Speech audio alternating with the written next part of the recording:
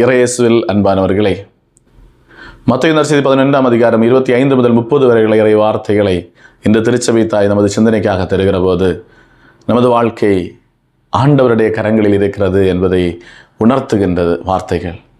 ஆண்டவர் நம்மோடு இருக்கிறார் என்பதை உணர்த்துகின்ற வார்த்தைகள். ஆண்டவரிடம் நமது வாழ்க்கையை ஒப்புக் கொடுக்க வேண்டும் என்று நினைவூட்டுகின்ற வார்த்தைகள். குறிப்பாக 12ஆம் அதிகாரம் 28 முதல் 30 வரை உள்ள இறை வார்த்தைகளை வாசிக்கிற போது, பெரும் சுமை சுமந்து சோர்ந்திருக்கிறவர்களே என்னிடம் வாருங்கள், நான் உங்களுக்கு இளைப்பாறுதல் தருகிறேன் என்று சொல்லுகிற ஆண்டவர். மேலும் 29ஆம் வார்த்தையில் ஆண்டவர் சொல்லுகிறார், நான் கனிவும் மனத்தாழ்மையும் உள்ளவன், ஆகையால் என்னிடமிருந்து கற்றுக்கொள்ளுங்கள், என் நுகத்தை நீங்கள் ஏற்றுக்கொள்ளுங்கள். மேலும் 30ஆம் வசனத்தில் ஆண்டவர் சொல்லுகிறார், என் நுகம் அழுத்தாது, என் சுமை எளிதாக உள்ளது என்று. அன்பானவர்களே, வாழ்க்கை பயணம் நாம் நடத்தி கொண்டிருக்கிறோம். இந்த வாழ்க்கை பயணத்தில் நமக்கு பெரும் சுமைகள் உண்டு, வேதனைகள் உண்டு, சோகங்கள் உண்டு, துயரங்கள் உண்டு, நெருக்கடிகள் உண்டு. வாழ்க்கை வாழ்வதற்கு கூட சில வேளைகளில் வெறுப்பு, வாழ வேண்டாம் என்று எண்ணம், ஏன் பிறந்தேன் என்று நமக்கு நாமே கோபப்பட்டுக் கொள்வது, நம் பெற்றோரோடு ஏன் என்னை பெற்றெடுத்தீர்கள் என்று சொல்வது, நமது பெற்றோரை அல்லது நாம் பிறந்த நாட்களை எல்லாம் சபிப்பது என்றெல்லாம் நமது வாழ்க்கை பலவிதமான துயரங்கள் மத்திய கடந்து போகிற போது ஆண்டவர் சொல்லுகிறார், உன் சுமைகளை, உன் நெருக்கடிகளை, உன் வேதனைகளை, உன் சோகங்களை, உன் வருத்தங்களை, உன் நோய்களை, உன் காயங்களை எல்லாம் சுமப்பதற்காக நான் இதோ உன்னோடு இருக்கிறேன். அன்பர்கள், ஆண்டவர் சொல்லுகிறார், என் நுகத்தை ஏற்றுக்கொள்ளுங்கள் என்று. நுகம் என்றால் என்ன? நமக்கு தெரியும், காளவண்டி. ஒரு வண்டியை இழுப்பதற்கு 2 காளைகள் வேண்டும். அந்த 2 காளைகளையும் சேர்த்து கட்டுவது தான் நுகம். ஆண்டவர் சொல்லுகிறார், எனது நுகத்தை எடுத்துக்கொள்ளுங்கள் என்று சொல்லுகிற போது, உனது வாழ்க்கையினுடைய சுமைகளை எல்லாம் சுமப்பதற்கு நான் மிக முக்கியமான ஒரு காளையாக உன்னோடு இருக்கிறேன். ஆண்டவர் சொல்லுகிறார், நீ ஒரு புறத்திலே இரு, ஆனால் உனது வாழ்க்கையினுடைய பெரிய சுமைகளை நான் ஏற்றுக்கொள்கிறேன். உனது பெரிய பிரச்சனைகளை நான் ஏற்றுக்கொள்கிறேன். நான் என் தந்தையிடம் இருக்கிறேன். என் தந்தையிடமிருந்து அருள்வரங்களை பெற்றிருக்கிறேன். அந்த அருள்வரங்களை எல்லாம் உனக்கு நான் தருகிறேன். நீர் என் அருகில் இருந்தால் போதும். திருப்பாடலில் 110ஆம் அதிகாரம் 1ஆம் இறை வார்த்தையை நாம் வாசிக்கிற போது இவ்வாறு ஆண்டவருடைய ஆவியானவர் சொல்லுகிறார், ஆண்டவர் என் ஆண்டவரிடம், நான் உன் எதிரிகளை உன் கால்மனை ஆக்கும் வரை நீ என் வலப்புறம் வீற்றிரு என்று சொன்னார் என்று. ஆண்டவர் என் ஆண்டவரிடம், நான் உன் பகைவரை உனக்கு கால்மனை ஆக்கும் வரை நீ என் வலப்புறம் வீற்றிரு என்று சொன்னார். இன்று ஆண்டவர் இந்த நற்செய்தி வழியாக நம்மோடு சொல்லுகிறார், நான் உன் பிரச்சனைகளை, நான் உன் போராட்டங்களை, நான் உன் கஷ்டங்களை, நான் உன் நோய்களை எல்லாம் இல்லாமை செய்கிற வரை நீ என் அருகிலேயே இரு, என் வலப்புறத்திலேயே வீற்றிரு, நான் உன் சுமைகளை சுமந்து கொள்கிறேன் என்று சொல்லுகிற ஆண்டவரை நாம் நினைத்திருக்கிறோமா அன்பர்களே? நமது வாழ்க்கை இன்று நாம் சிந்திக்கிற போது, கடவுள் என்பது ஏதோ ஒரு பெயர். கடவுள் என்று ஒருவர் இருக்கிறார் என்று ஒரு நம்பிக்கைக்காக ஒரு பெயர், அவ்வளவுதான். அதற்கு மீறி நமது வாழ்க்கையில் அனுதினம் நம்மோடு பயணிக்கிற ஒரு இறைவனை நாம் உணர்ந்திருக்கிறோமா? நமது வாழ்க்கையில் ஒவ்வொரு காரியங்களுக்கும் நமக்கு ஆலோசனை தருகிற ஒரு ஆண்டவரை நாம் உணர்ந்திருக்கிறோமா? நமது வாழ்க்கையின் மகிழ்ச்சிகளில் நம்மோடு மகிழ்ந்திருக்கிற ஒரு ஆண்டவரை நாம் கண்டிருக்கிறோமா?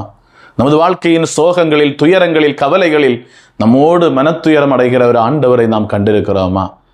இல்லை, இல்லை. இன்று ஆண்டவர் கேட்கிறார், இவை எல்லாவற்றிலும் நான் உன்னோடு இருக்கிறேன், நீ உணர்ந்து கொள். உனக்கு சுமையாக இருப்பவற்றை எல்லாம் நீ என்னிடம் தந்துவிடு, நான் உன்னோடு இருக்கிறேன். உனக்கு ஆனந்தங்கள் இனி அதிகமாக வரட்டும், ஏனெனில் நான் உன்னோடு இருக்கிறேன். உனக்கு ஆசீர்வாதங்கள் இன்னும் மிகுதியாக வரட்டும், நான் உன்னோடு இருக்கிறேன்.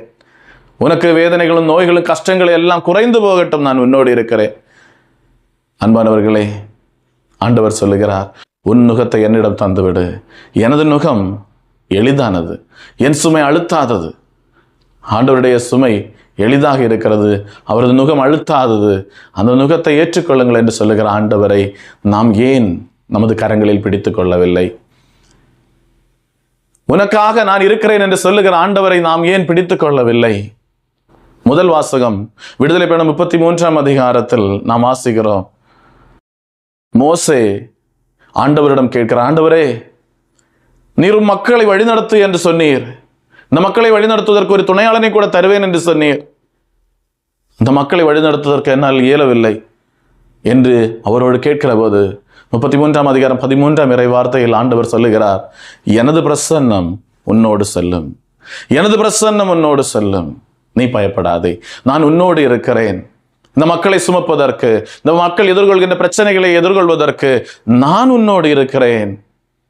அன்பானவர்களே, இதே வார்த்தைகளைத்தான் நாம் ஆண்டவருடைய அருகில் வந்து, ஆண்டவரே, இந்த மனைவியை தந்தவர் நீர், இந்த பிள்ளைகளை தந்தவர் நீர், இந்த வேலையை தந்தவர் நீர், இந்த வாழ்க்கையை தந்தவர் நீர், இந்த பிரச்சனைகளை தந்தவர் நீர், இந்த பிரச்சனைகளில், இந்த வாழ்க்கை பயணத்தில் எனக்கு துணையாக நீர் இரும் என்று கேட்கிற போது, நான் என்ன செய்ய வேண்டும் என்று கேட்கிற போது, ஆண்டவர் மோசையோடு அன்று சொன்ன அதே வார்த்தைகள் இன்று நம்மை பார்த்தும் சொல்லுவார். எனது பிரசன்னம், எனது ஆவியானவர் உன்னோடு செல்வார் என்று.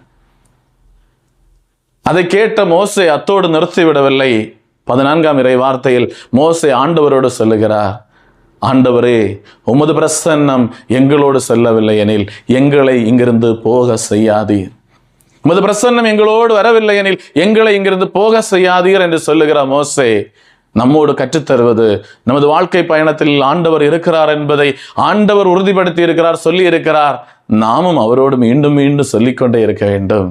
நமது வாழ்க்கை பயணம் தொடங்குவதற்கு முன்னால் காலையில் படுக்கையில் இருந்து எழும்புகிற போதே, ஆண்டவரே, எனது பிரசன்னம் உன்னோடு செல்லும் என்று சொன்னீரே, இன்று எனது வாழ்க்கை பயணத்தில் உமது பிரசன்னம் என்னோடு செல்லவில்லை எனில் என்னை இங்கிருந்து போக அனுமதிக்காதீர். எனது வாழ்க்கைக்காக நான் ஓடுகிற போது, என் வேலைகளை செய்கிற போது, என் கடமைகளை செய்கிற போது, நான் அவர்களை சந்திக்கிற போது, வீட்டிற்கு வருகிற போது, அங்கு போகும்போது, இங்கு வரும்போது எல்லாம் ஆண்டவரே, உமது பிரசன்னம் என்னோடு இருக்க வேண்டும்.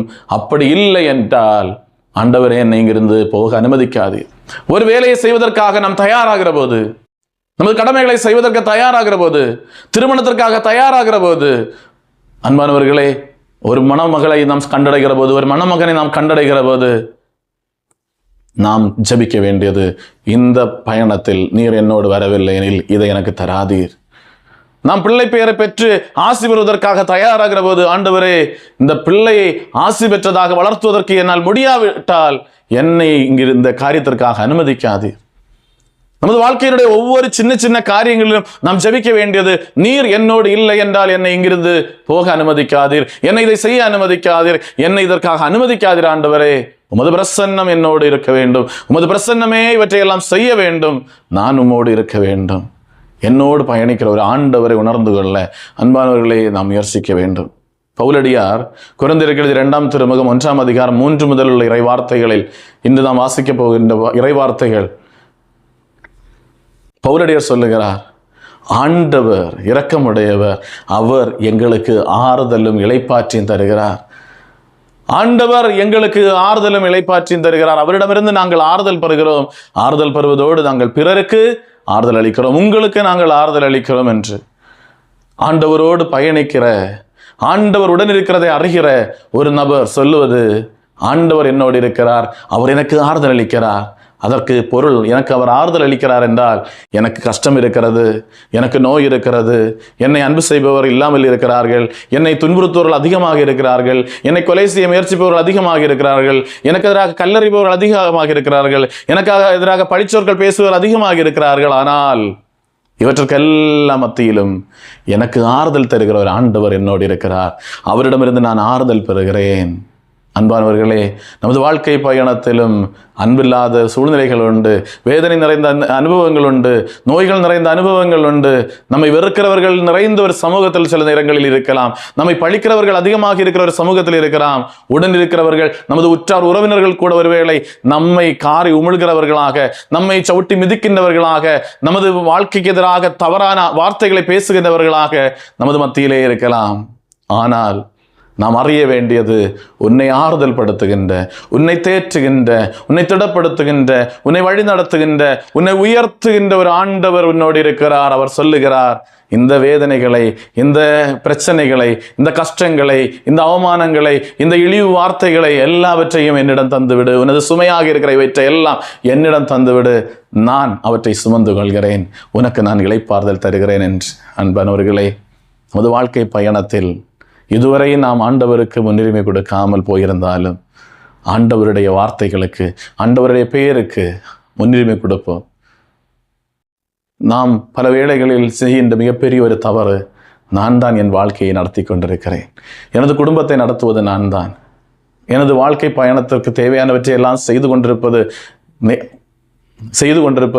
உழைத்து கொண்டிருப்பது, சொந்தமாக்கி கொண்டிருப்பது நான் தான். என்ற சிந்தனை பலருடைய வாழ்க்கையில் உண்டு. உண்மையில் அது தவறு அன்பானவர்களே. ஆண்டவர் தருவதால் மட்டும்தான். பல வேளைகளில் துன்பங்கள் வருகிறது போது மட்டுமே நாம் சொல்லுகிறோம், இதை ஆண்டவர் எனக்கு ஏன் தந்தார் என்று. ஏன் நன்மைகளை ஆண்டவர் தரவில்லை என்று நினைக்கிறீர்கள்? அதை மட்டும் நாம் உழைத்து சம்பாதித்ததை போல நாம் நினைக்கிறோம். ஆனால் வேதனைகளை, கஷ்டங்களை எல்லாம் ஆண்டவர் தந்தார் என்று நினைக்கிறோம். அது தவறான மனப்பான்மை அல்லவா? கஷ்டங்களை, வேதனைகளை ஆண்டவர் தந்தார் என்றால் நன்மைகளை, ஆசீர்வாதங்களை அவர்தான் தருகிறார் என்பதை ஏற்றுக்கொள்வதற்கு நம்மால் முடியாமல் போகிறதே. அன்பானவர்களை புரிந்து கொள்வோம். நாம் உழைப்பதால் அல்ல, நாம் விரும்புவதால் அல்ல, மாறாக கடவுள் இரக்கம் காட்டுவதால் தான் நமக்கு எல்லாமே கிடைக்கிறது. ஆண்டவருடைய இரக்கத்தால் மட்டும்தான் நாம் எல்லாவற்றையும் பெற்றுக்கொள்கிறோம். அதனால் தான் ரோமேயருக்கு எழுதிய திருமுகம் 9ஆம் அதிகாரம் 16ஆம் இறை வார்த்தையில் பவுல் சொல்லுவார், நீ விரும்புவதாலோ உழைப்பதாலோ அல்ல, மாறாக ஆண்டவர் இரக்கம் காட்டுவதால் தான் உனக்கு எல்லாம் கிடைக்கிறது. ஆண்டவர் இரக்கம் காட்டுவதால் தான் எல்லாம் எனது வாழ்க்கையில் கிடைத்து கொண்டிருக்கிறது. ஆகையால் அதை உணர்ந்து கொள்வோம் அன்பானவர்களே. மேலும் திருப்பாடல்கள் 127ஆம் அதிகாரம் 1-2 இறை வார்த்தைகள் வாசிக்கிற போது, மனிதன் தனது உணவுக்காக காலையிலே எழுந்து இரவு விழித்திருந்து உழைப்பதனால் ஒரு பயனுமில்லை, மாறாக கடவுளின் அன்பர், அதாவது தனது வாழ்க்கையை முழுவதுமாக கடவுளை ஒப்பு கொடுத்தவனுடைய வாழ்க்கை, அவன் உறங்குகிற போதும் அவனுக்கு தேவையானவற்றை எல்லாம் ஆண்டவர் கொடுப்பார். ஆண்டவருடைய கட்டளைகளில் மகிழ்ந்திருந்து அவரது பெயரை மாட்சிமைப்படுத்தி கொண்டு அவரோடு இணைந்து வாழ்கிற, அவர் தருகின்ற சுமைகளை எல்லாம் இன்முகத்தோடு அவருடைய கரங்களிலே ஒப்பு கொடுத்து கொண்டு வாழ்க்கையை நடத்துகின்ற மனிதனுடைய வாழ்க்கையானது ஆசி பெற்றதாக இருக்கும். அத்தகைய ஒரு மனிதனாக நாம் மாறுவோம். இறைவன் நம்மை ஆசீர்வதிப்பாராக.